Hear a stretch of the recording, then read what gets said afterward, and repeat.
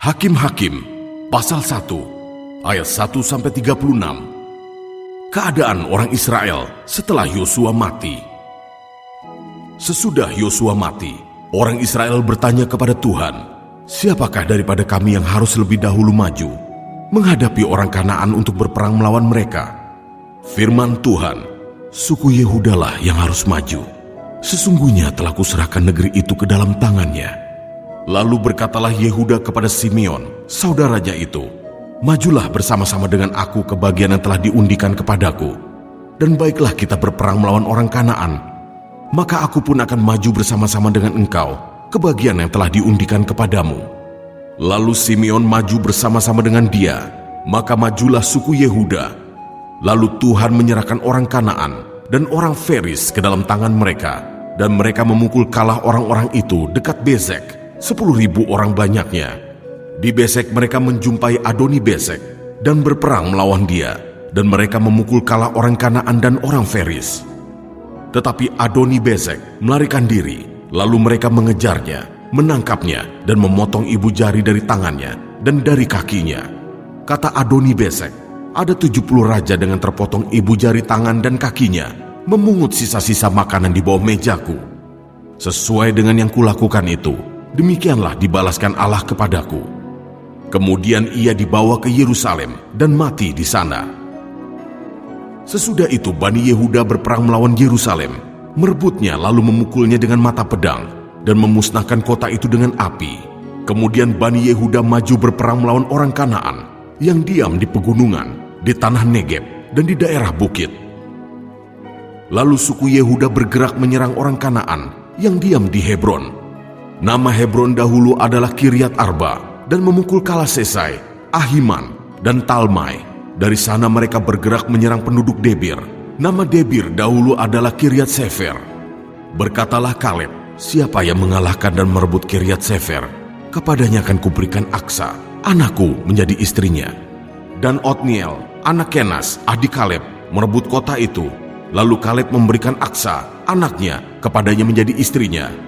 Ketika perempuan itu tiba, dibujuknya suaminya untuk meminta sebidang ladang kepada ayahnya. Maka turunlah perempuan itu dari keledainya. Lalu berkatalah Kaleb kepadanya, "Ada apa?" Jawabnya kepadanya, "Berikanlah kepadaku suatu hadiah. Telah kau berikan kepadaku tanah yang gersang. Berikanlah juga kepadaku mata air." Lalu Kaleb memberikan kepadanya mata air yang di hulu dan mata air yang di hilir. Keturunan Hobab, ipar Musa, orang Keni itu, maju bersama-sama dengan Bani Yehuda dari kota pohon korma ke padang gurun Yehuda di tanah Negeb dekat Arad. Lalu mereka menetap di antara penduduk di sana. Yehuda maju bersama-sama dengan Simeon, saudaranya itu. Lalu mereka memukul kalah orang Kanaan, penduduk Sefat. Mereka menumpas kota itu, sebab itu kota itu dinamai Horma. Selanjutnya suku Yehuda merebut Gaza dengan daerahnya, Askelon dengan daerahnya, dan Ekron dengan daerahnya. Dan Tuhan menyertai suku Yehuda sehingga mereka menduduki pegunungan itu. Tetapi mereka tidak dapat menghalau penduduk yang di lembah, sebab orang-orang ini mempunyai kereta-kereta besi. Kepada Kaleb telah diberikan Hebron, seperti yang dikatakan Musa dahulu, dan dari sana telah dihalaukannya anak Enak yang 3 itu. Tetapi orang Yebus, penduduk kota Yerusalem, tidak dihalau oleh Bani Benyamin. Jadi orang Yebus itu masih diam bersama-sama dengan Bani Benyamin di Yerusalem sampai sekarang. Keturunan Yusuf juga maju menyerang Betel, dan Tuhan menyertai mereka. Keturunan Yusuf menyuruh orang mengintai Betel itu. Nama kota itu dahulu adalah Luz. Ketika pengintai-pengintai itu melihat seorang keluar dari kota itu, maka berkatalah mereka kepadanya, "Tolong tunjukkan bagaimana kami dapat memasuki kota ini. Maka kami akan memperlakukan engkau sebagai sahabat." Lalu ditunjukkannya kepada mereka bagaimana mereka dapat memasuki kota itu, dan mereka memukul kota itu dengan mata pedang. Tetapi orang itu dengan seluruh kaumnya dibiarkan mereka pergi. Orang itu pergi ke negeri orang Het dan mendirikan di sana sebuah kota yang dinamainya Luz. Demikianlah nama kota itu sampai sekarang. Suku Manasye tidak menghalau penduduk Bet-Sean dan penduduk segala anak kotanya, penduduk Ta'anak dengan segala anak kotanya, penduduk Dor dengan segala anak kotanya, penduduk Yibleam dengan segala anak kotanya, dan penduduk Megido dengan segala anak kotanya, sebab orang Kanaan itu berkeras untuk tetap diam di negeri itu.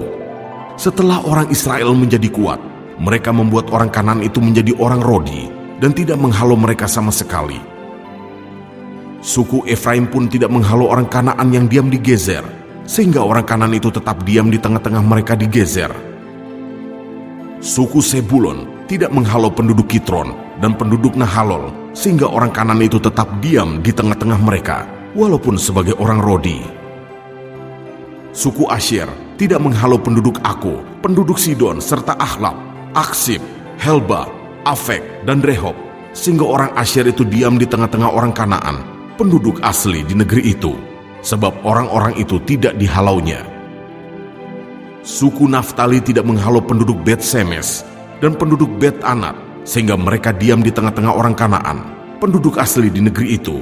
Tetapi penduduk Bet Semes dan Bet Anat itu menjadi orang Rodi bagi mereka. Orang Amori mendesak Bani Dan ke sebelah pegunungan dan tidak membiarkan mereka turun ke lembah, dan orang Amori itu berkeras untuk tetap diam di Har Heres, di Ayalon, dan di Saalbim, walaupun mereka mendapat tekanan berat dari keturunan Yusuf, sebab mereka menjadi orang Rodi. Daerah orang Amori itu mulai dari pendakian Akrabim, dari Sela, terus ke atas.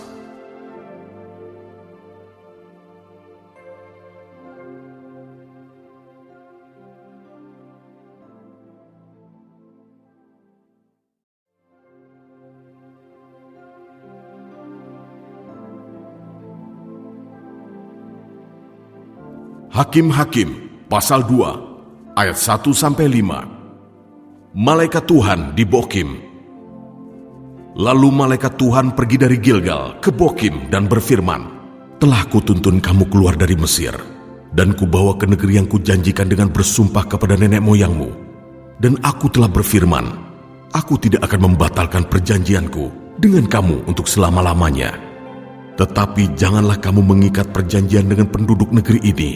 Mezbah mereka haruslah kamu robohkan, tetapi kamu tidak mendengarkan firman-Ku. Mengapa kamu perbuat demikian?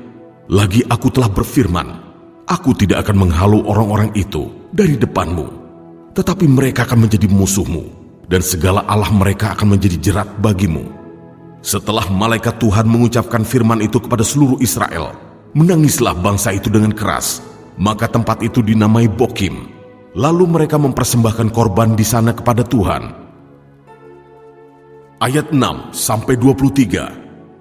Orang Israel menyembah berhala pada zaman hakim-hakim. Setelah Yosua melepas bangsa itu pergi, maka pergilah orang Israel itu, masing-masing ke milik pusakanya, untuk memiliki negeri itu. Dan bangsa itu beribadah kepada Tuhan sepanjang zaman Yosua, dan sepanjang zaman para tua-tua yang hidup lebih lama daripada Yosua, dan yang telah melihat segenap perbuatan yang besar yang dilakukan Tuhan bagi orang Israel. Dan Yosua bin Nun, hamba Tuhan itu, mati pada umur 110 tahun. Ia dikuburkan di daerah milik pusakanya di Timnat Heres, di pegunungan Efraim, di sebelah utara Gunung Gaas. Setelah seluruh angkatan itu dikumpulkan kepada nenek moyangnya, bangkitlah sesudah mereka itu angkatan yang lain, yang tidak mengenal Tuhan ataupun perbuatan yang dilakukannya bagi orang Israel. Lalu orang Israel melakukan apa yang jahat di mata Tuhan, dan mereka beribadah kepada para Baal. Mereka meninggalkan Tuhan Allah nenek moyang mereka, yang telah membawa mereka keluar dari tanah Mesir, lalu mengikuti Allah lain dari antara Allah bangsa-bangsa di sekeliling mereka, dan sujud menyembah kepadanya, sehingga mereka menyakiti hati Tuhan. Demikianlah mereka meninggalkan Tuhan dan beribadah kepada Baal dan para Asitoret. Maka bangkitlah murka Tuhan terhadap orang Israel. Ia menyerahkan mereka ke dalam tangan perampok dan menjual mereka kepada musuh di sekeliling mereka, sehingga mereka tidak sanggup lagi menghadapi musuh mereka. Setiap kali mereka maju, tangan Tuhan melawan mereka dan mendatangkan malapetaka kepada mereka, sesuai dengan apa yang telah diperingatkan kepada mereka oleh Tuhan dengan sumpah, sehingga mereka sangat terdesak. Maka Tuhan membangkitkan hakim-hakim yang menyelamatkan mereka dari tangan perampok itu. Tetapi juga para hakim itu tidak mereka hiraukan, karena mereka berzina dengan mengikuti Allah lain dan sujud menyembah kepadanya. Mereka segera menyimpang dari jalan yang ditempuh oleh nenek moyangnya yang mendengarkan perintah Tuhan. Mereka melakukan yang tidak patut, Setiap kali apabila Tuhan membangkitkan seorang hakim bagi mereka, maka Tuhan menyertai hakim itu dan menyelamatkan mereka dari tangan musuh mereka selama hakim itu hidup. Sebab Tuhan berbelas kasihan mendengar rintihan mereka karena orang-orang yang mendesak dan menindas mereka. Tetapi apabila hakim itu mati, kembalilah mereka berlaku jahat, lebih jahat dari nenek moyang mereka, dengan mengikuti Allah lain, beribadah kepadanya, dan sujud menyembah kepadanya. Dalam hal apapun, mereka tidak berhenti dengan perbuatan dan kelakuan mereka yang tegar itu. Apabila murka Tuhan bangkit terhadap orang Israel, berfirmanlah Ia, karena bangsa ini melanggar perjanjian yang telah kuperintahkan kepada nenek moyang mereka, dan tidak mendengarkan firman-Ku, maka aku pun tidak mau menghalau lagi dari depan mereka satupun dari bangsa-bangsa yang ditinggalkan Yosua pada waktu matinya, supaya dengan perantaraan bangsa-bangsa itu aku mencobai orang Israel, apakah mereka tetap hidup menurut jalan yang ditunjukkan Tuhan, seperti yang dilakukan oleh nenek moyang mereka, atau tidak. Demikianlah Tuhan membiarkan bangsa-bangsa itu tinggal dengan tidak segera menghalau mereka. Mereka tidak diserahkannya ke dalam tangan Yosua.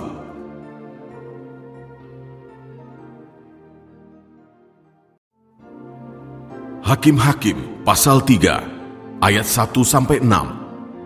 Bangsa-bangsa asli yang dibiarkan tinggal di Kanaan. Inilah bangsa-bangsa yang dibiarkan Tuhan tinggal untuk mencobai orang Israel itu dengan perantaraan mereka, yakni semua orang Israel yang tidak mengenal perang Kanaan. Maksudnya hanyalah supaya keturunan-keturunan orang Israel yang tidak mengenal perang yang sudah-sudah dilatih berperang oleh Tuhan. Yang tinggal ialah kelima raja kota orang Filistin dan semua orang Kanaan, orang Sidon dan orang Hewi yang mendiami pegunungan Libanon dari gunung Baal Hermon sampai ke jalan yang menuju ke Hamat. Mereka itu ada di sana supaya Ia mencobai orang Israel dengan perantaraan mereka untuk mengetahui apakah mereka mendengarkan perintah yang diberikan Tuhan kepada nenek moyang mereka dengan perantaraan Musa. Demikianlah orang Israel itu diam di tengah-tengah orang Kanaan, orang Het, orang Amori, orang Feris, orang Hewi, dan orang Yebus. Mereka mengambil anak-anak perempuan orang-orang itu menjadi istri mereka dan memberikan anak-anak perempuan mereka kepada anak-anak lelaki orang-orang itu, serta beribadah kepada Allah orang-orang itu. Ayat 7-11. Otniel. Orang Israel melakukan apa yang jahat di mata Tuhan. Mereka melupakan Tuhan Allah mereka dan beribadah kepada para Baal dan para Asyera. Lalu bangkitlah murka Tuhan terhadap orang Israel, sehingga Ia menjual mereka kepada Kusyan Rishyataim, raja Aram Mesopotamia. Dan orang Israel menjadi takluk kepada Kusyan Rishyataim 8 tahun lamanya. Lalu berserulah orang Israel kepada Tuhan, maka Tuhan membangkitkan seorang penyelamat bagi orang Israel, yakni Otniel, anak Kenas, adik Kaleb. Roh Tuhan menghinggapi dia, dan ia menghakimi orang Israel. Ia maju berperang. Lalu Tuhan menyerahkan Kusyan Rishyataim, raja Aram, ke dalam tangannya, sehingga ia mengalahkan Kusyan Rishyataim. Lalu amanlah negeri itu 40 tahun lamanya. Kemudian matilah Otniel, anak Kenas. Ayat 12-30. Ehud. Tetapi orang Israel melakukan pula apa yang jahat di mata Tuhan. Lalu Eglon, raja Moab, diberi Tuhan kuasa atas orang Israel, oleh sebab mereka telah melakukan apa yang jahat di mata Tuhan. Raja ini mengajak Bani Amon dan Bani Amalek menjadi sekutunya. Lalu majulah ia dan memukul orang Israel kalah. Kota pohon korma diduduki mereka. 18 tahun lamanya orang Israel menjadi takluk kepada Eglon, raja Moab. Lalu orang Israel berseru kepada Tuhan, maka Tuhan membangkitkan bagi mereka seorang penyelamat, yakni Ehud, anak Gera, orang Benyamin, seorang yang kidal. Dengan perantaraannya, orang Israel biasa mengirimkan upeti kepada Eglon, raja Moab. Dan Ehud membuat pedang yang bermata dua, yang panjangnya hampir sehasta, disandangnyalah itu di bawah pakaiannya, pada pangkal paha kanannya. Kemudian ia menyampaikan upeti kepada Eglon, raja Moab. Adapun Eglon itu seorang yang sangat gendut. Setelah Ehud selesai menyampaikan upeti itu, disuruhnya pembawa-pembawa upeti itu pulang. Tetapi ia sendiri berhenti pada batu-batu berpahat yang di dekat Gilgal, dan kembali menghadap raja. Berkatalah ia, "Ada pesan rahasia yang kubawa untuk tuanku ya raja." Kata Eglon, diamlah dahulu." Maka semua orang yang berdiri di depannya itu pergi keluar. Lalu Ehud masuk mendapatkan dia, sedang ia duduk sendirian di kamar atas di rumah peranginannya. Berkatalah Ehud, "Ada firman Allah yang kubawa untuk tuanku." Lalu bangunlah ia berdiri dari tempat duduknya. Kemudian Ehud mengulurkan tangan kirinya, dihunusnya pedang itu dari pangkal paha kanannya dan ditikamkannya ke perut raja, sehingga hulunya beserta mata pedang itu masuk. Lemak menutupi mata pedang itu, sebab pedang itu tidak dicabutnya dari perut raja. Lalu keluarlah ia melalui pintu belakang. Demikianlah Ehud sampai ke serambi. Pintu kamar atas itu ditutup dan dikuncinya setelah ia keluar. Baru saja ia keluar, datanglah hamba-hamba raja melihat, tetapi pintu kamar atas itu terkunci. Lalu berkatalah mereka, "Tentulah ia membuang air di kamar rumah peranginan itu." Lalu mereka menunggu-nunggu sampai menjadi bingung, tetapi raja tidak membuka pintu kamar atas itu. Kemudian mereka mengambil kunci, membuka pintu, maka tampaklah tuan mereka mati tergeletak di lantai. Sedang mereka berlambat-lambat, Ehud meloloskan diri. Ia lewat dari batu-batu berpahat dan meloloskan diri ke arah Seira. Setelah ia sampai ke sana, ditiupnyalah sangkakala di pegunungan Efraim. Lalu turunlah orang Israel bersama-sama dengan dia dari pegunungan itu, dan ia sendiri di depan. Berkatalah ia kepada mereka, "Ikutlah aku, sebab Tuhan telah menyerahkan musuhmu, orang-orang Moab itu, ke dalam tanganmu." Maka turunlah mereka mengikuti dia. Lalu mereka merebut tempat penyeberangan sungai Yordan ke Moab, dan tidak seorang pun dibiarkan mereka menyeberang. Pada waktu itu mereka menewaskan kira-kira 10.000 orang dari Moab. Semuanya orang yang tegap dan tangkas, seorang pun tidak ada yang lolos. Demikianlah pada hari itu Moab ditundukkan oleh Israel. Maka amanlah tanah itu 80 tahun lamanya. Ayat 31. Samgar. Sesudah dia, bangkitlah Samgar bin Anat. Ia menewaskan orang Filistin dengan tongkat penghalau lembu, 600 orang banyaknya. Demikianlah ia juga menyelamatkan orang Israel.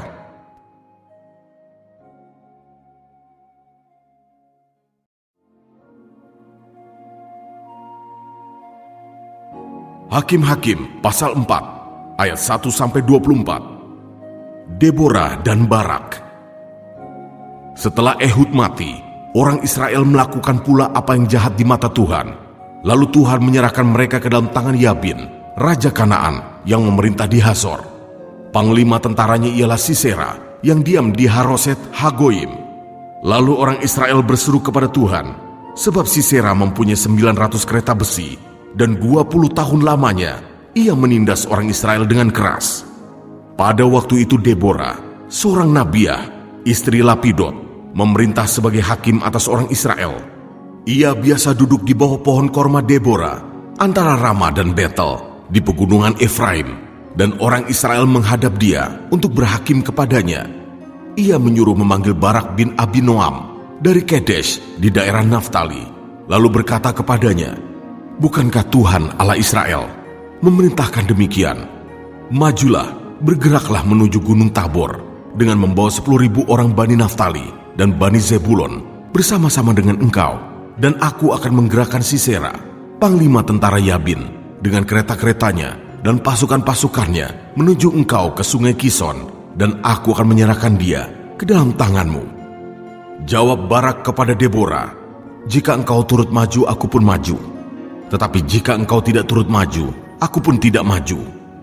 Kata Deborah, "Baik, aku turut, hanya engkau tidak akan mendapat kehormatan dalam perjalanan yang engkau lakukan ini, sebab Tuhan akan menyerahkan Sisera ke dalam tangan seorang perempuan." Lalu Deborah bangun berdiri dan pergi bersama-sama dengan Barak ke Kedesh. Barak mengerahkan suku Sebulon dan suku Naftali ke Kedesh, maka 10.000 orang maju mengikuti dia. Juga Deborah maju bersama-sama dengan dia. Adapun Heber, orang Keni itu, telah memisahkan diri dari suku Keni, dari anak-anak Hobab ipar Musa, dan telah berpindah-pindah memasang kemahnya sampai ke pohon Tarbantin di Zaanaim yang dekat Kedesh. Setelah dikabarkan kepada Sisera bahwa Barak bin Abinoam telah maju ke Gunung Tabor, dikerahkannyalah segala keretanya, 900 kereta besi, dan seluruh rakyat yang bersama-sama dengan dia, dari Haroset Hagoyim ke sungai Kison. Lalu berkatalah Deborah kepada Barak, "Bersiaplah, sebab inilah harinya Tuhan menyerahkan Sisera ke dalam tanganmu. Bukankah Tuhan telah maju di depan engkau?" Lalu turunlah Barak dari gunung Tabor, dan 10.000 orang mengikuti dia. Dan Tuhan mengancamkan Sisera serta segala keretanya dan seluruh tentaranya oleh mata pedang di depan Barak, sehingga Sisera turun dari keretanya dan melarikan diri dengan berjalan kaki. Lalu Barak mengejar kereta-kereta, dan tentara itu sampai ke Haroset Hagoyim, dan seluruh tentara Sisera tewas oleh mata pedang. Tidak ada seorang pun yang tinggal hidup. Tetapi Sisera dengan berjalan kaki melarikan diri ke kemah Yael, istri Heber, orang Keni itu, sebab ada perhubungan baik antara Yabin, Raja Hazor, dengan keluarga Heber, orang Keni itu. Yael itu pun keluar mendapatkan Sisera dan berkata kepadanya, "Singgahlah tuanku, silakan masuk, jangan takut." Lalu singgahlah ia ke dalam kemah perempuan itu, dan perempuan itu menutupi dia dengan selimut. Kemudian berkatalah ia kepada perempuan itu, "Berilah kiranya aku minum air sedikit, aku haus." Lalu perempuan itu membuka kirbat susu, diberinyalah dia minum dan diselimutinya pula. Lagi katanya kepada perempuan itu, "Berdirilah di depan pintu kemah, dan apabila ada orang datang dan bertanya kepadamu, 'Ada orang di sini?' maka jawablah, 'Tidak ada.'" Tetapi Yael, istri Heber, mengambil patok kemah, diambilnya pula palu, mendekatinya diam-diam. Lalu dilantaknyalah patok itu masuk ke dalam pelipisnya sampai tembus ke tanah, sebab ia telah tidur nyenyak karena lelahnya. Maka matilah orang itu. Pada waktu itu muncullah Barak yang mengejar Sisera. Keluarlah Yael mendapatkan dia dan berkata kepadanya, "Mari, aku akan menunjukkan kepadamu orang yang kau cari itu." Lalu masuklah Barak ke dalam, dan tampaklah Sisera mati, tergeletak dengan patok dalam pelipisnya. Demikianlah Allah pada hari itu menundukkan Yabin, raja Kanaan, di depan orang Israel. Dan kekuasaan orang Israel kian keras menekan Yabin, raja Kanaan, sampai mereka melenyapkan Yabin, raja Kanaan itu.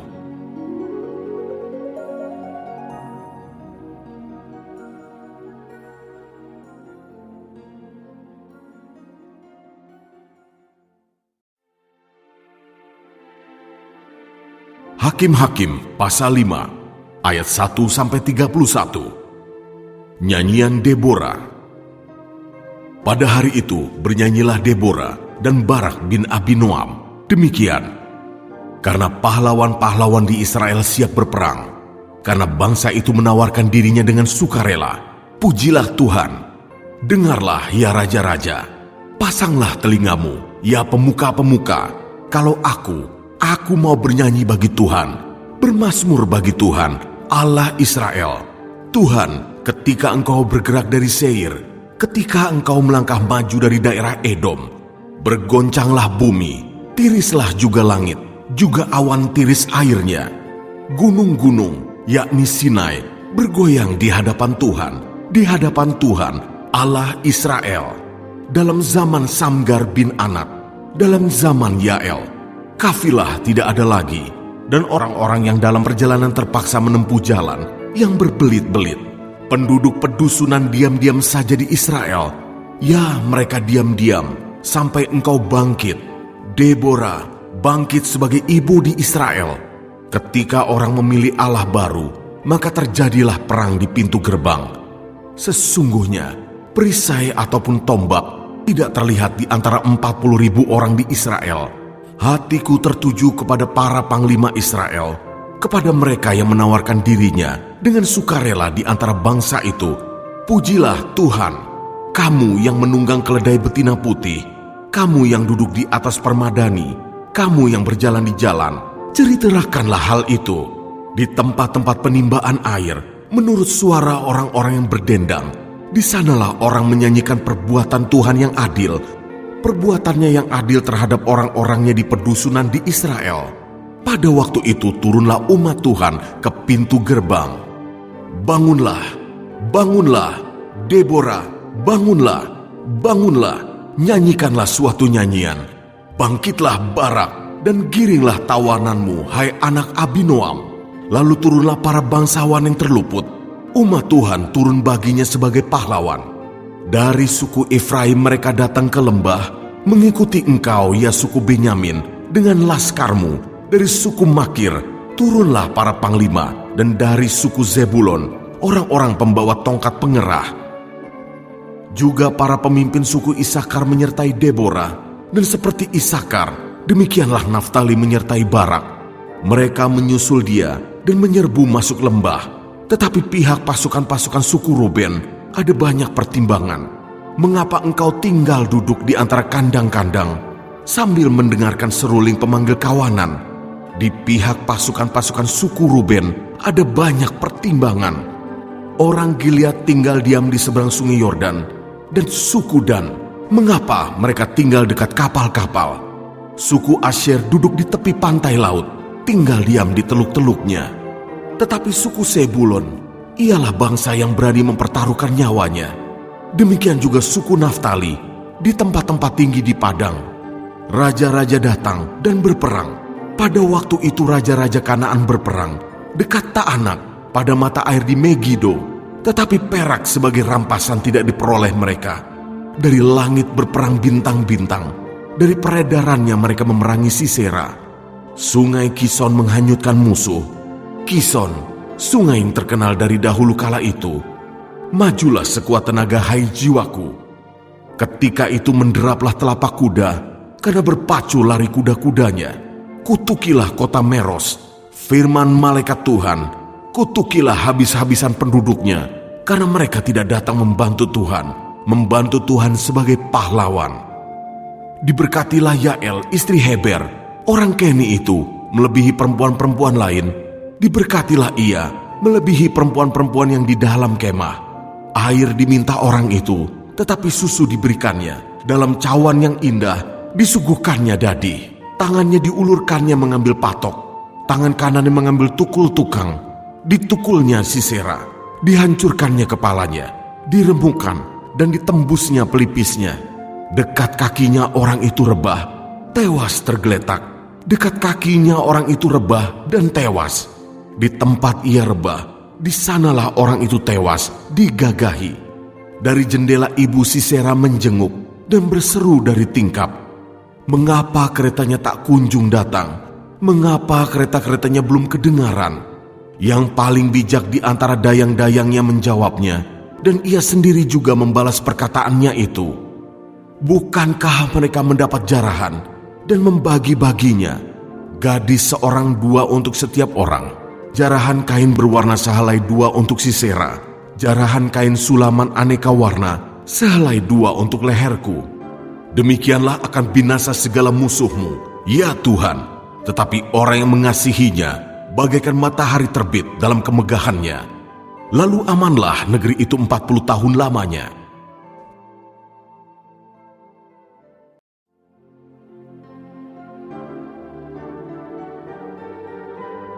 Hakim-Hakim pasal 6 ayat 1-40. Gedeon diangkat menjadi hakim. Tetapi orang Israel melakukan apa yang jahat di mata Tuhan. Sebab itu Tuhan menyerahkan mereka ke dalam tangan orang Midian 7 tahun lamanya. Dan selama itu orang Midian berkuasa atas orang Israel.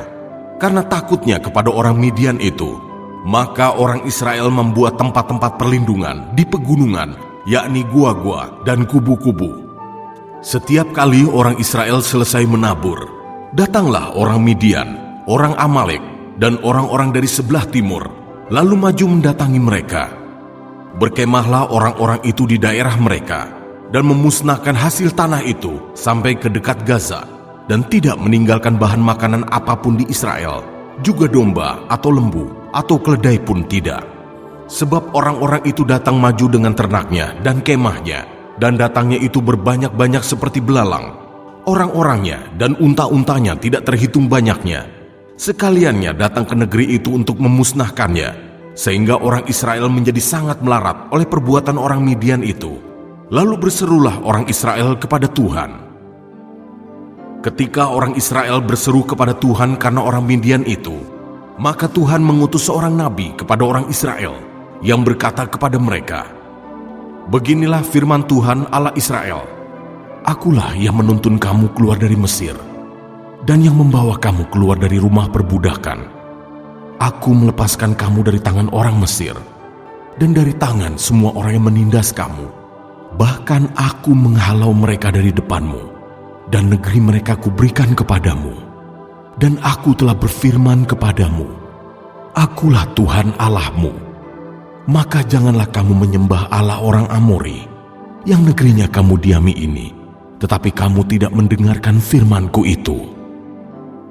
Kemudian datanglah malaikat Tuhan dan duduk di bawah pohon tarbantin di Ofra, kepunyaan Yoas, orang Abiezer itu. Sedang Gideon, anaknya, mengirik gandum dalam tempat pemerasan anggur, agar tersembunyi bagi orang Midian. Malaikat Tuhan menampakkan diri kepadanya dan berfirman kepadanya demikian, Tuhan menyertai engkau, ya pahlawan yang gagah berani. Jawab Gideon kepadanya, Tuanku, jika Tuhan menyertai kami, mengapa semuanya ini menimpa kami? Di manakah segala perbuatan-perbuatannya yang ajaib yang diceritakan oleh nenek moyang kami kepada kami, ketika mereka berkata, bukankah Tuhan telah menuntun kita keluar dari Mesir? Tetapi sekarang Tuhan membuang kami dan menyerahkan kami ke dalam cengkraman orang Midian. Lalu berpalinglah Tuhan kepadanya dan berfirman, pergilah dengan kekuatanmu ini, dan selamatkanlah orang Israel dari cengkraman orang Midian. Bukankah aku mengutus engkau? Tetapi jawabnya kepadanya, Tuanku, dengan apakah akan kuselamatkan orang Israel? Ketahuilah, kaumku adalah yang paling kecil di antara suku Manasye, dan aku pun seorang yang paling muda di antara kaum keluargaku. Berfirmanlah Tuhan kepadanya, tetapi akulah yang menyertai engkau. Sebab itu, engkau akan memukul kalah orang Midian itu sampai habis. Maka jawabnya kepadanya, jika sekiranya aku mendapat kasih karunia di matamu, maka berikanlah kepadaku tanda bahwa engkau sendirilah yang berfirman kepadaku. Janganlah kiranya pergi dari sini, sampai aku datang kepadamu membawa persembahanku dan meletakkannya di hadapanmu. Firman-Nya, aku akan tinggal sampai engkau kembali. Masuklah Gideon ke dalam, lalu mengolah seekor anak kambing dan roti yang tidak beragi dari seefa tepung. Ditaruhnya daging itu ke dalam bakul dan kuahnya ke dalam periuk. Dibawanya itu kepadanya ke bawah pohon tarbantin, lalu disuguhkannya. Berfirmanlah malaikat Allah kepadanya, ambillah daging dan roti yang tidak beragi itu, letakkanlah ke atas batu ini dan curahkan kuahnya. Maka diperbuatnya demikian, dan malaikat Tuhan mengulurkan tongkat yang ada di tangannya. Dengan ujungnya disinggungnya daging dan roti itu, maka timbullah api dari batu itu dan memakan habis daging dan roti itu. Kemudian hilanglah malaikat Tuhan dari pandangannya. Maka tahulah Gideon bahwa itulah malaikat Tuhan. Lalu katanya, celakalah aku Tuhanku Allah, sebab memang telah kulihat malaikat Tuhan dengan berhadapan muka. Tetapi berfirmanlah Tuhan kepadanya, selamatlah engkau, jangan takut, engkau tidak akan mati. Lalu Gideon mendirikan mezbah di sana bagi Tuhan dan menamainya Tuhan itu keselamatan. Mezbah itu masih ada sampai sekarang di Ofra, kota orang Abiezer. Pada malam itu juga Tuhan berfirman kepadanya, ambillah seekor lembu jantan kepunyaan ayahmu, yakni lembu jantan yang kedua, berumur 7 tahun.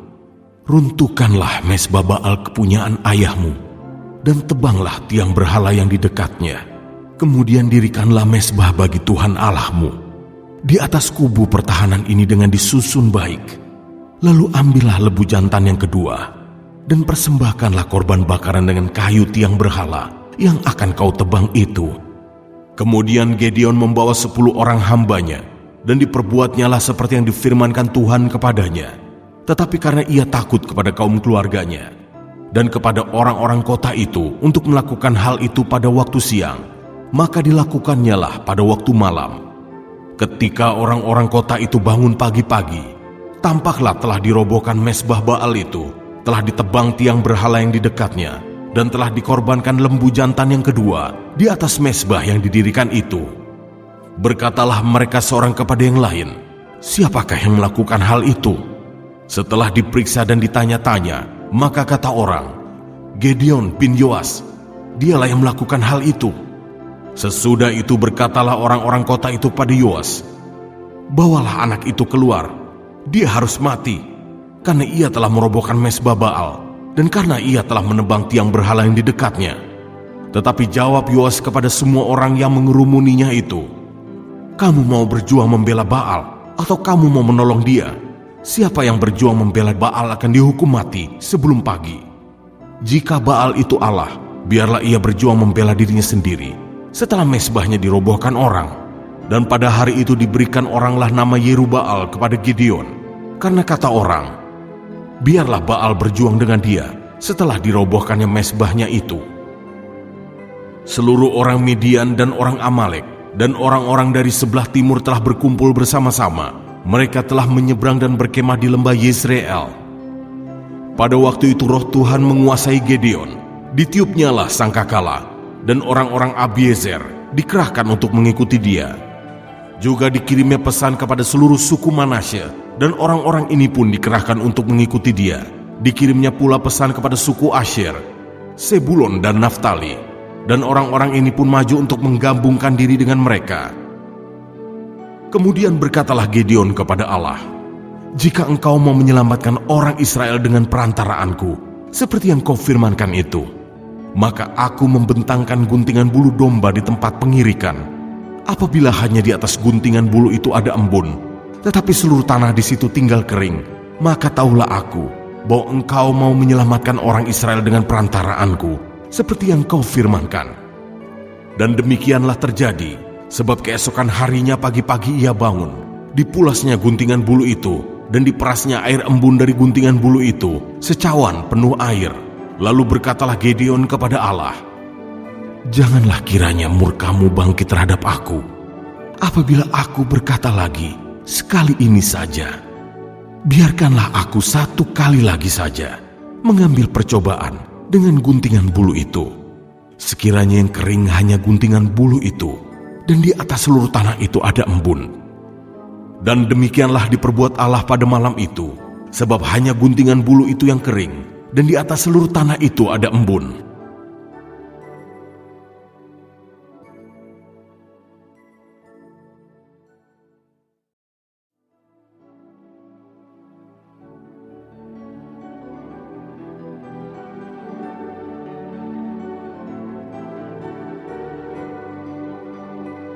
Hakim-Hakim pasal 7 ayat 1-25. Gideon mengusir musuh.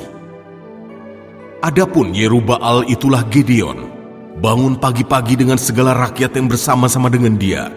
Lalu mereka berkemah dekat mata air Harod. Perkemahan orang Midian itu ada di sebelah utaranya, dekat bukit More, di lembah. Berfirmanlah Tuhan kepada Gideon, terlalu banyak rakyat yang bersama-sama dengan engkau itu, daripada yang kuhendaki untuk menyerahkan orang Midian ke dalam tangan mereka. Jangan-jangan orang Israel memegah-megahkan diri terhadap aku, sambil berkata, tanganku sendirilah yang menyelamatkan aku. Maka sekarang, serukanlah kepada rakyat itu demikian. Siapa yang takut dan gentar, biarlah ia pulang, enyah dari pegunungan Gilead. Lalu pulanglah 22.000 orang dari rakyat itu, dan tinggallah 10.000 orang. Tetapi Tuhan berfirman kepada Gideon, masih terlalu banyak rakyat. Suruhlah mereka turun minum air, maka aku akan menyaring mereka bagimu di sana. Siapa yang kufirmankan kepadamu, inilah orang yang akan pergi bersama-sama dengan engkau. Dialah yang akan pergi bersama-sama dengan engkau. Tetapi barang siapa yang kufirmankan kepadamu, inilah orang yang tidak akan pergi bersama-sama dengan engkau. Dialah yang tidak akan pergi. Lalu Gideon menyuruh rakyat itu turun minum air, dan berfirmanlah Tuhan kepadanya, barang siapa yang menghirup air dengan lidahnya seperti anjing menjilat, haruslah kau kumpulkan tersendiri. Demikian juga semua orang yang berlutut untuk minum. Jumlah orang yang menghirup dengan membawa tangannya ke mulutnya ada 300 orang. Tetapi yang lain dari rakyat itu semuanya berlutut minum air. Lalu berfirmanlah Tuhan kepada Gideon, dengan ke-300 orang yang menghirup itu, akan kuselamatkan kamu. Aku akan menyerahkan orang Midian ke dalam tanganmu. Tetapi yang lain dari rakyat itu, semuanya boleh pergi, masing-masing ke tempat kediamannya. Dari rakyat itu mereka mengambil bekal dan sangkakala. Demikianlah seluruh orang Israel disuruhnya pergi, masing-masing ke kemahnya, tetapi ke-300 orang itu ditahannya. Adapun perkemahan orang Midian ada di bawahnya, di lembah. Pada malam itu berfirmanlah Tuhan kepadanya, "Bangunlah, turunlah menyerbu perkemahan itu, sebab telah kuserahkan itu ke dalam tanganmu. Tetapi jika engkau takut untuk turun menyerbu, turunlah bersama dengan Pura, bujangmu ke perkemahan itu. Maka kau dengarlah apa yang mereka katakan. Kemudian engkau akan mendapat keberanian untuk turun menyerbu perkemahan itu." Lalu turunlah ia bersama dengan Pura, bujangnya itu, sampai kepada penjagaan terdepan laskar di perkemahan itu. Adapun orang Midian dan orang Amalek, dan semua orang dari sebelah timur itu bergelimpangan di lembah itu, seperti belalang banyaknya, dan unta mereka tidak terhitung, seperti pasir di tepi laut banyaknya. Ketika Gideon sampai ke situ, kebetulan ada seorang menceritakan mimpinya kepada temannya. Katanya, "Aku bermimpi, tampak sekeping roti jelai terguling masuk ke perkemahan orang Midian. Setelah sampai ke kemah ini, dilanggarnyalah kemah ini, sehingga roboh, dan dibongkar bangkirkannya. Demikianlah kemah ini habis runtuh."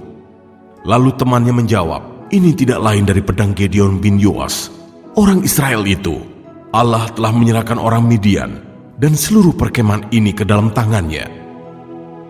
Segera sesudah Gideon mendengar mimpi itu diceritakan dengan maknanya, sujudlah ia menyembah. Kemudian pulanglah ia ke perkemahan orang Israel, lalu berkata, "Bangunlah, sebab Tuhan telah menyerahkan perkemahan orang Midian ke dalam tanganmu." Sesudah itu dibaginyalah ke-300 orang itu dalam 3 pasukan, dan ke tangan mereka semuanya diberikannya sangkakala dan buyung kosong dengan suluh di dalam buyung itu. Dan berkatalah ia kepada mereka, "Perhatikanlah aku, dan lakukanlah seperti yang kulakukan. Maka apabila aku sampai ke ujung perkemahan itu, haruslah kamu lakukan seperti yang kulakukan. Apabila aku dan semua orang yang bersama dengan aku meniup sangkakala, maka haruslah kamu juga meniup sangkakala sekeliling seluruh perkemahan itu, dan berseru, 'Demi Tuhan dan demi Gideon.'" Lalu Gideon dan ke-100 orang yang bersama-sama dengan dia sampai ke ujung perkemahan itu pada waktu permulaan giliran jaga tengah malam, ketika penjaga-penjaga baru saja ditempatkan. Lalu mereka meniup sangkakala sambil memecahkan buyung yang di tangan mereka. Demikianlah ketiga pasukan itu bersama-sama meniup sangkakala dan memecahkan buyung dengan memegang obor di tangan kirinya dan sangkakala di tangan kanannya untuk ditiup, serta berseru, "Pedang demi Tuhan dan demi Gideon." Sementara itu tinggallah mereka berdiri, masing-masing di tempatnya, sekeliling perkemahan itu. Tetapi seluruh tentara musuh menjadi kacau balau, berteriak-teriak dan melarikan diri. Sedang ke-300 orang itu meniup sangkakala, maka di perkemahan itu Tuhan membuat pedang yang seorang diarahkan kepada yang lain. Lalu larilah tentara itu sampai ke Bet-Sita, ke arah Zerera, sampai ke pinggir Abel Mehola, dekat Tabat. Kemudian dikerahkanlah orang-orang Israel dari suku Naftali, dan dari suku Asyer, dan dari segenap suku Manasye. Lalu mereka mengejar orang Midian itu. Gideon menyuruh juga orang ke seluruh pegunungan Efraim dengan pesan, "Turunlah menghadapi orang Midian, dan dudukilah segala batang air sampai ke Bet-Bara, dan juga sungai Yordan." Maka semua orang Efraim dikerahkan, lalu mereka menduduki segala batang air sampai ke Bet-Bara, juga sungai Yordan. Mereka berhasil menawan 2 raja Midian, yakni Oreb dan Zeeb. Oreb dibunuh di gunung batu Oreb, dan Zeeb dibunuh dalam tempat pemerasan anggur Zeeb. Mereka mengejar orang Midian itu, lalu mereka membawa kepala Oreb dan kepala Zeeb kepada Gideon di seberang sungai Yordan.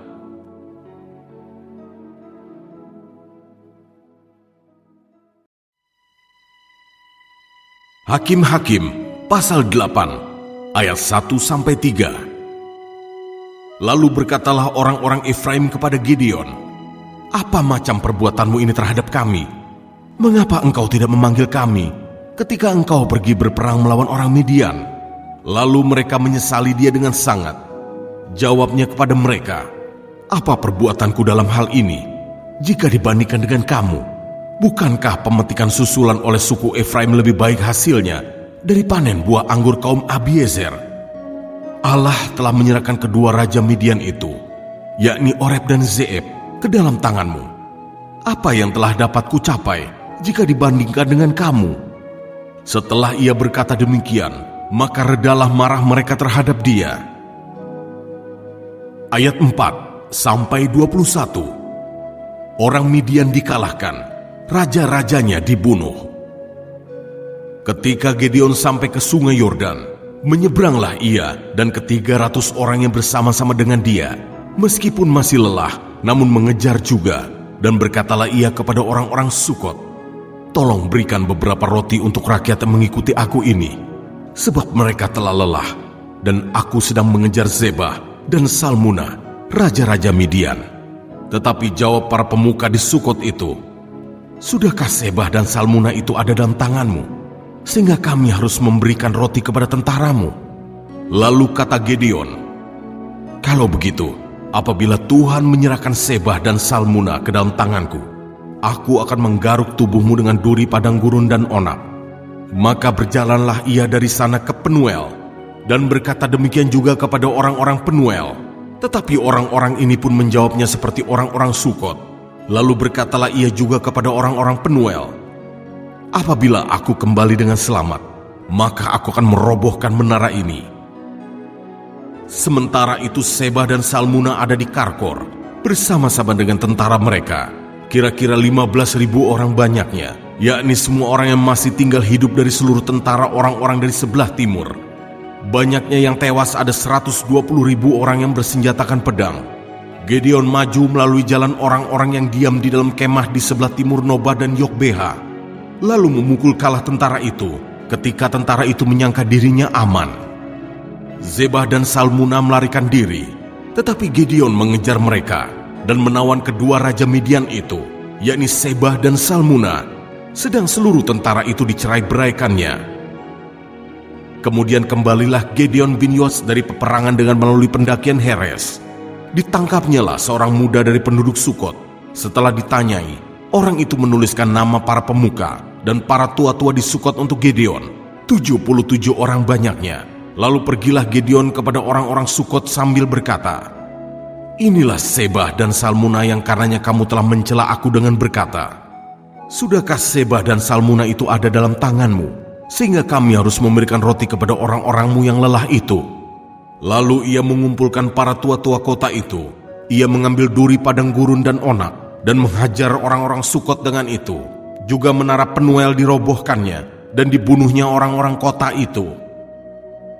Kemudian bertanyalah ia kepada Zebah dan Salmuna, 'Di manakah orang-orang yang telah kamu bunuh di Tabor itu?' Jawab mereka, 'Mereka itu serupa dengan engkau, sikap mereka masing-masing seperti anak raja.' Lalu kata Gideon, 'Saudara-saudaraku lah itu, anak-anak ibuku, demi Tuhan yang hidup, seandainya kamu membiarkan mereka hidup, aku tidak akan membunuh kamu.' Katanya kepada Yeter, anak sulungnya, 'Bangunlah, bunuhlah mereka.' Tetapi orang muda itu tidak menghunus pedangnya, karena ia takut, sebab ia masih muda. Lalu kata Zebah dan Salmuna, 'Bangunlah engkau sendiri, dan paranglah kami, sebab seperti orangnya, demikian pula kekuatannya.' Maka bangunlah Gideon, dibunuhnya Zebah dan Salmuna, kemudian diambilnya bulan-bulanan yang ada pada leher unta mereka." Ayat 22-35. Perbuatan Gideon selanjutnya dan akhir hidupnya. Kemudian berkatalah orang Israel kepada Gideon, "Biarlah engkau memerintah kami, baik engkau baik anakmu maupun cucumu, sebab engkaulah yang telah menyelamatkan kami dari tangan orang Midian." Jawab Gideon kepada mereka, "Aku tidak akan memerintah kamu, dan juga anakku tidak akan memerintah kamu, tetapi Tuhan yang memerintah kamu." Selanjutnya kata Gideon kepada mereka, "Satu hal saja yang kuminta kepadamu. Baiklah kamu masing-masing memberikan anting-anting dari jarahannya, karena musuh itu beranting-anting emas, sebab mereka orang Ismail." Jawab mereka, "Kami mau memberikannya dengan suka hati."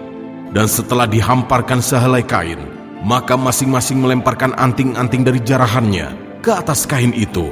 Adapun berat anting-anting emas yang diminta itu ada 1.700 shikal emas, belum terhitung bulan-bulanan, perhiasan telinga dan pakaian kain ungu muda yang dipakai oleh raja-raja Midian. dan belum terhitung kalung rantai yang ada pada leher unta mereka. Kemudian Gideon membuat efod dari semuanya itu dan menempatkannya di kotanya, di Ofra. Di sanalah orang Israel berlaku serong dengan menyembah efod itu. Inilah yang menjadi jerat bagi Gideon dan seisi rumahnya. Demikianlah orang Midian tunduk kepada orang Israel dan tidak dapat menegakkan kepalanya lagi. Maka amanlah negeri itu 40 tahun lamanya pada zaman Gideon. Lalu Yerubbaal bin Yoas pergilah dan diam di rumahnya sendiri. Gideon mempunyai 70 anak laki-laki, semuanya anak kandungnya, sebab ia beristri banyak. Juga gundiknya yang tinggal di Sikem melahirkan seorang anak laki-laki baginya. Lalu ia memberikan nama Abimelek kepada anak itu.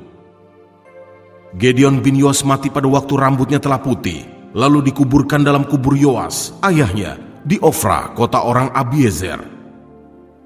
Setelah Gideon mati, kembalilah orang Israel berjalan serong dengan mengikuti para Baal dan membuat Baal Berit menjadi Allah mereka.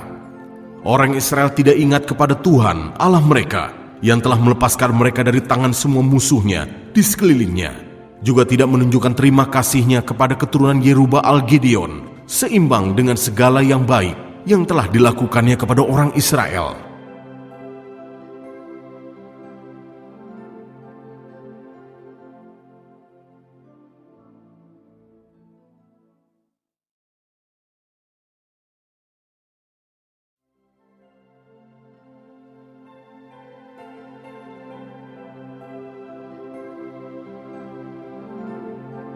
Hakim-Hakim, pasal 9, ayat 1-49. Abimelek menjadi raja di Sikem. Adapun Abimelek bin Yerubbaal pergi ke Sikem kepada saudara-saudara ibunya dan berkata kepada mereka dan kepada seluruh kaum dari pihak keluarga ibunya, "Tolong katakan kepada seluruh warga kota Sikem, manakah yang lebih baik bagimu? 70 orang memerintah kamu, yaitu semua anak Yerubbaal, atau 1 orang, dan ingat juga bahwa aku darah dagingmu." Lalu saudara-saudara ibunya mengatakan hal ihwalnya kepada seluruh warga kota Sikem. Maka condonglah hati orang-orang itu untuk mengikuti Abimelek, sebab kata mereka, "Memang ia saudara kita." Sesudah itu mereka memberikan kepadanya 70 uang perak dari kuil Baal Berit. Lalu Abimelek memberi perak itu sebagai upah kepada petualang-petualang dan orang-orang nekat supaya mengikuti dia. Ia pergi ke rumah ayahnya di Ofra, lalu membunuh saudara-saudaranya, anak-anak Yerubbaal, 70 orang di atas 1 batu. Tetapi Yotam, anak bungsu Yerubbaal, tinggal hidup, karena ia menyembunyikan diri. Kemudian berkumpullah seluruh warga kota Sikem dan seluruh Bet Milo. Mereka pergi menobatkan Abimelek menjadi raja dekat pohon Tarbantin di tugu peringatan yang di Sikem. Setelah hal itu dikabarkan kepada Yotam, pergilah ia ke gunung Gerizim dan berdiri di atasnya. Lalu berserulah ia dengan suara nyaring kepada mereka, "Dengarkanlah aku, kamu warga kota Sikem, maka Allah akan mendengarkan kamu juga." Sekali peristiwa, pohon-pohon pergi mengurapi yang akan menjadi raja atas mereka. Kata mereka kepada pohon zaitun, "Jadilah raja atas kami."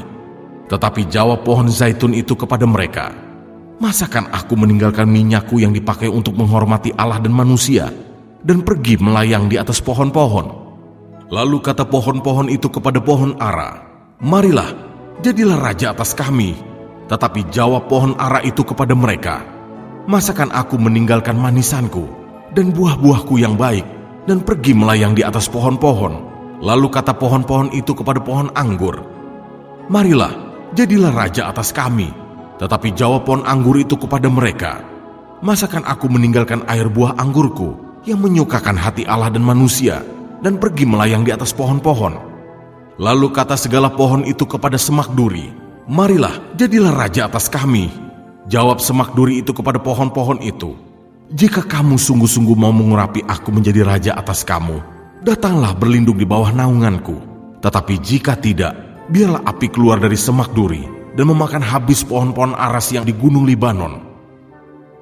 Maka sekarang, jika kamu berlaku setia dan tulus ikhlas dengan membuat Abimelek menjadi raja, dan jika kamu berbuat yang baik kepada Yerubbaal dan kepada keturunannya, dan jika kamu membalaskan kepadanya seimbang dengan jasanya, Bukankah ayahku telah berperang membela kamu dan menyabung nyawanya, dan telah melepaskan kamu dari tangan orang Midian, padahal kamu sekarang memberontak terhadap keturunan ayahku dan membunuh anak-anaknya, 70 orang banyaknya, di atas satu batu, serta membuat Abimelek, anak seorang budaknya perempuan, menjadi raja atas warga kota Sikem, karena ia saudaramu. Jadi jika kamu pada hari ini berlaku setia dan tulus ikhlas kepada Yerubbaal dan keturunannya, maka silakanlah kamu bersukacita atas Abimelek, dan silakanlah ia bersukacita atas kamu. Tetapi jika tidak demikian, maka biarlah api keluar daripada Abimelek dan memakan habis warga kota Sikem dan juga Bet Milo, dan biarlah api keluar daripada warga kota Sikem dan juga dari Bet Milo dan memakan habis Abimelek. Kemudian larilah Yotam, ia melarikan diri ke Beer dan tinggal di sana karena takut kepada Abimelek, saudaranya itu. Setelah 3 tahun lamanya, Abimelek memerintah atas orang Israel, maka Allah membangkitkan semangat jahat di antara Abimelek dan warga kota Sikem, sehingga warga kota Sikem itu menjadi tidak setia kepada Abimelek, supaya kekerasan terhadap ke-70 anak Yerubbaal dibalaskan, dan darah mereka ditimpakan kepada Abimelek, saudara mereka yang telah membunuh mereka, dan kepada warga kota Sikem yang membantu dia membunuh saudara-saudaranya itu. Sebab warga kota Sikem itu menempatkan orang untuk menghadang dia di puncak gunung dan merampas setiap orang yang melewati mereka melalui jalan itu. Hal itu dikabarkan kepada Abimelek. Sementara itu Gaal bin Ebed beserta saudara-saudaranya telah datang dan pindah ke kota Sikem. Warga kota Sikem percaya kepadanya, jadi pergilah mereka ke ladang. Mereka mengumpulkan hasil kebun anggur mereka dan mengirik memerasnya, lalu mengadakan perayaan. Mereka masuk ke kuil Allah mereka dan makan minum sambil mengutuki Abimelek. Berkatalah Gaal bin Ebed, "Siapa itu Abimelek dan siapa kita orang Sikem? Maka kita menjadi hambanya. Bukankah anak Yerubbaal dan Zebul, wakilnya, menjadi hamba-hamba orang Hemor, ayah Sikem? Jadi mengapakah kita menjadi hambanya? Sekiranya orang-orang kota ini ada di dalam tanganku, maka tentulah aku mengenyahkan Abimelek." Lalu berkatalah ia ke arah Abimelek, "Perkuatlah tentaramu dan majulah." Ketika Zebul, penguasa kota itu, mendengar perkataan Gaal bin Ebed, bangkitlah amarahnya. Ia mengirim utusan kepada Abimelek di Aruma dengan pesan, "Gaal bin Ebed dan saudara-saudaranya telah datang ke Sikem, dan ketahuilah mereka menghasut kota itu melawan engkau. Oleh sebab itu, berangkatlah pada waktu malam, engkau dan rakyat yang bersama-sama dengan kau itu, dan adakanlah penghadangan di padang. Esoknya pagi-pagi, pada waktu matahari terbit, haruslah engkau menyerbu kota itu. Dan jika ia dan orang-orangnya keluar melawan engkau, maka engkau dapat berbuat kepadanya sesuai dengan keadaan yang kau dapati." Sebab itu berangkatlah Abimelek pada waktu malam beserta segala rakyat yang bersama-sama dengan dia. Lalu mereka mengadakan penghadangan dalam 4 pasukan untuk melawan Sikem. Ketika Gaal bin Ebed pergi keluar dan berdiri di depan pintu gerbang kota itu, Abimelek kebetulan bangun dari tempat penghadangannya beserta rakyat yang bersama-sama dengan dia. Ketika Gaal melihat rakyat itu, berkatalah ia kepada Zebul, "Lihat, ada orang banyak turun dari puncak gunung." Jawab Zebul kepadanya, "Itu bayang-bayang gunung yang kau sangka manusia." Kata Gaal sekali lagi, "Lihat, ada orang banyak turun dari gunung pusat tanah, dan satu kelompok datang dari jalan pohon tarbantin peramal." Jawab Zebul kepadanya, "Di manakah mulutmu itu yang mengatakan, 'Siapa itu Abimelek, maka kita menjadi hambanya'? Bukankah ini orang-orang yang telah kau hina itu? Majulah sekarang untuk memerangi mereka." Maka majulah Gaal dengan dipandangi oleh warga kota Sikem, lalu berperang melawan Abimelek. Tetapi Abimelek mengejar dia, dan ia melarikan diri dari depannya, dan banyaklah orang tewas sampai di depan pintu gerbang. Adapun Abimelek tinggal di Aruma, tetapi Zebul mengusir Gaal dan saudara-saudaranya, sehingga mereka ini tidak dapat tinggal di Sikem. Keesokan harinya orang-orang kota itu pergi ke ladang.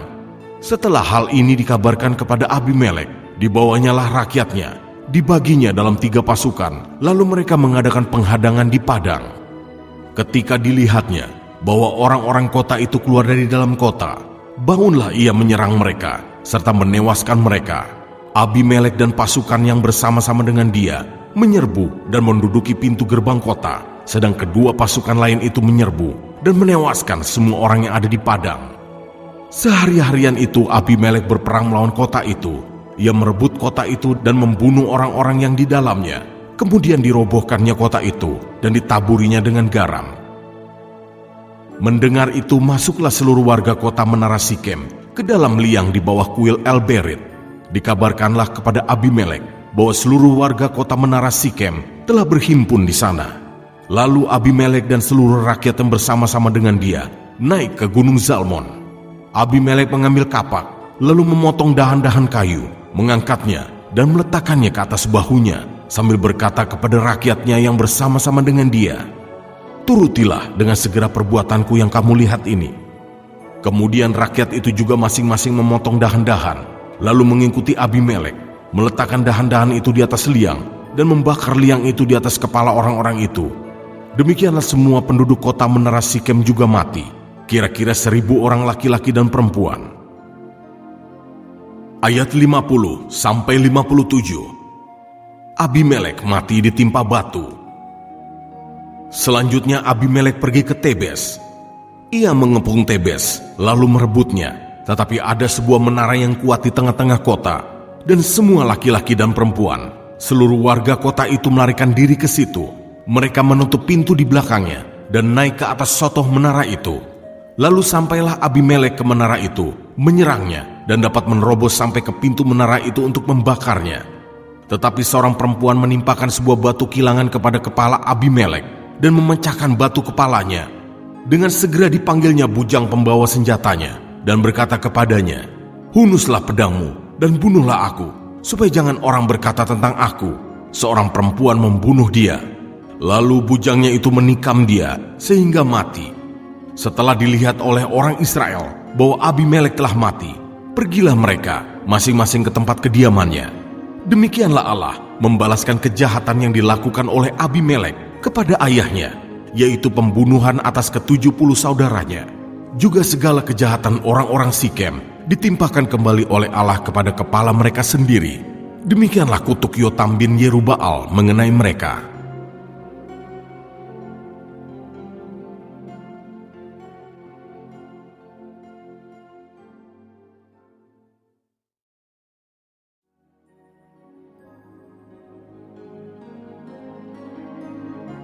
Hakim-Hakim pasal 10 ayat 1-2. Tola. Sesudah Abimelek, bangkitlah Tola bin Pua bin Dodo, seorang Isakar, untuk menyelamatkan orang Israel. Ia diam di Samir, di pegunungan Efraim, dan ia memerintah sebagai hakim atas orang Israel 23 tahun lamanya. Kemudian matilah ia, lalu dikuburkan di Samir. Ayat 3-5. Yair. Sesudah dia, bangkitlah Yair orang Gilead, yang memerintah sebagai hakim atas orang Israel 22 tahun lamanya. Ia mempunyai 30 anak laki-laki yang mengendarai 30 ekor keledai jantan, dan mereka mempunyai 30 kota yang sampai sekarang disebutkan orang Hawot Yair di tanah Gilead. Lalu matilah Yair dan dikuburkan di Kamon. Ayat 6-18. Israel ditindas oleh Bani Amon. Orang Israel itu melakukan pula apa yang jahat di mata Tuhan. Mereka beribadah kepada para Baal dan para Asitoret, kepada para allah orang Aram, para allah orang Sidon, para allah orang Moab, para allah Bani Amon, dan para allah orang Filistin. Tetapi Tuhan ditinggalkan mereka, dan kepada Dia mereka tidak beribadah. Lalu bangkitlah murka Tuhan terhadap orang Israel, dan Ia menyerahkan mereka ke dalam tangan orang Filistin dan Bani Amon. Dalam tahun itu juga orang Israel ditindas dan diinjak mereka. 18 tahun lamanya mereka memperlakukan demikian semua orang Israel yang di seberang sungai Yordan, di tanah orang Amori yang di Gilead. Dan Bani Amon pun menyeberangi sungai Yordan untuk berperang melawan suku Yehuda, suku Benyamin, dan keturunan Efraim, sehingga orang Israel sangat terdesak. Lalu berserulah orang Israel kepada Tuhan, katanya, "Kami telah berbuat dosa terhadap Engkau, sebab kami telah meninggalkan Allah kami, lalu beribadah kepada para Baal." Tetapi firman Tuhan kepada orang Israel, Bukankah aku yang telah menyelamatkan kamu dari tangan orang Mesir, orang Amori, Bani Amon, orang Filistin, orang Sidon, suku Amalek, dan suku Maon yang menindas kamu ketika kamu berseru kepadaku? Tetapi kamu telah meninggalkan aku dan beribadah kepada Allah lain. Sebab itu aku tidak akan menyelamatkan kamu lagi. Pergi sajalah berseru kepada para Allah yang telah kamu pilih itu. Biar merekalah yang menyelamatkan kamu pada waktu kamu terdesak. Kata orang Israel kepada Tuhan, kami telah berbuat dosa. Lakukanlah kepada kami segala yang baik di matamu. Hanya tolonglah kiranya kami sekarang ini. Dan mereka menjauhkan para Allah asing dari tengah-tengah mereka. Lalu mereka beribadah kepada Tuhan.